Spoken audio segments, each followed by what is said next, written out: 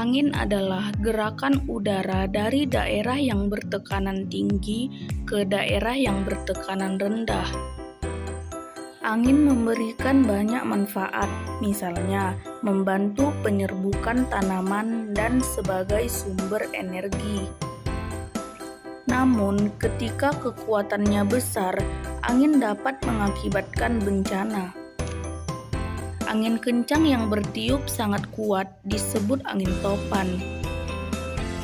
Kata topan berasal dari Taifun, bahasa Tionghoa Taifeng, kata Yunani Taifun. Angin topan sesuai dengan kekuatan dan tempat bertiupnya memiliki nama yang berbeda-beda. Penamaan angin topan bertujuan untuk membedakan dan menghindari kebingungan. Pada saat yang sama, terkadang beberapa angin topan bertiup. Misalnya, di Bangladesh disebut cyclone atau siklon, di Amerika hurricane atau hurikan, di Jawa disebut angin puyuh atau puting beliung, dan lain-lain. Kecepatan angin topan lebih dari 120 km per jam. Angin topan sering terjadi di daerah tropis, di antara garis balik utara dan selatan. Tetapi tidak terjadi di daerah-daerah yang sangat berdekatan dengan garis khatulistiwa. Angin topan disebabkan oleh perbedaan tekanan dalam suatu sistem cuaca. Angin paling kencang yang terjadi di daerah tropis ini umumnya berpusar dengan radius ratusan kilometer. Di sekitar daerah sistem tekanan rendah yang ekstrem dengan kecepatan sekitar 20 km per jam. Di Indonesia, angin topan juga disebut badai. Badai terjadi karena gangguan pada atmosfer yang sangat dipengaruhi oleh cuaca. Badai ditandai dengan angin kencang, petir, kilat, dan hujan lebat. Di daerah tertentu, badai disertai curahan salju, es atau pasir.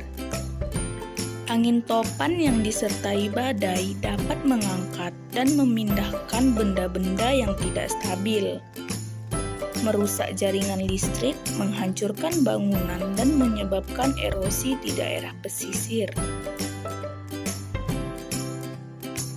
Kesiapsiagaan angin topan.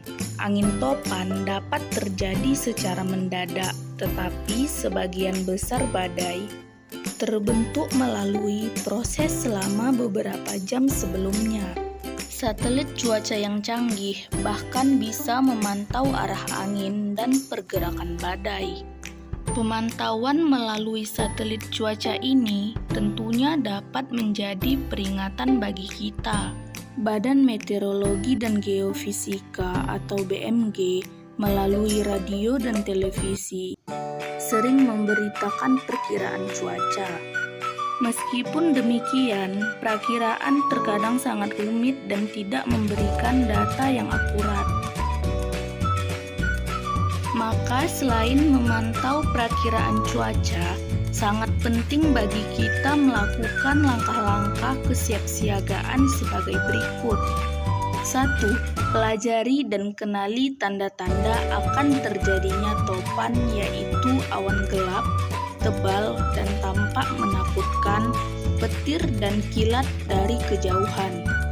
2. Kenali jalur-jalur cepat dan aman ke tempat pengungsian.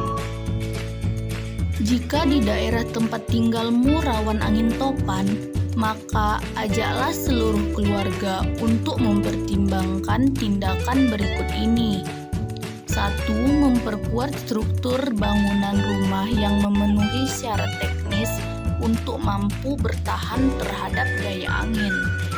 2. Membangun fasilitas perlindungan atau penampungan sementara jika angin topan terjadi, biasanya adalah ruang di bawah tanah. 3. Para nelayan harus selalu menambatkan perahu erat-erat. Tahukah kamu, setelah badai bisa jadi air bersih kita tercemar. Berhati-hatilah dalam mengkonsumsi air. Jika sampai kita sakit, setelah bencana kita perlu bekerja untuk kembali ke hidup normal. Gunakan telepon untuk urusan yang penting atau darurat saja. Jaringan telepon sangat terbatas setelah bencana terjadi. Urusan-urusan darurat yang harus didahulukan terutama untuk menyelamatkan nyawa manusia dan mengurangi kerugian. Saat topan melanda, bergeraklah ke tempat yang aman. Jika berdiam di rumah dianggap cukup aman, tutuplah jendela rapat-rapat. Bersiap-siaplah jika ada himbauan untuk mengungsi. Matikan aliran listrik dan jangan menyentuh alat-alat listrik. Jika harus mengungsi, tetaplah tenang dan tertib. Bawalah tas siaga bencana dan keperluan lain yang sudah disiapkan. Sesudah topan melanda, seperti setelah bencana lainnya, ada kemungkinan kerusakan pada jaringan listrik dan rumah kita, maka berhati-hatilah. Jangan tinggalkan rumah atau tempat pengungsian sampai keadaan benar-benar aman. Hindari menyalakan korek api, aliran gas atau listrik, bisa jadi ada kebocoran gas atau kerusakan kabel listrik. Periksalah bagian-bagian rumahmu, mungkin ada bagian yang rusak dan membahayakan seperti atap yang runtuh, pipa gas yang bocor, dan lain-lain. Ikuti terus berkembang pasca bencana dan bekerja samalah dengan masyarakat sekitarmu. Hindari berpergian ke daerah-daerah yang berbahaya.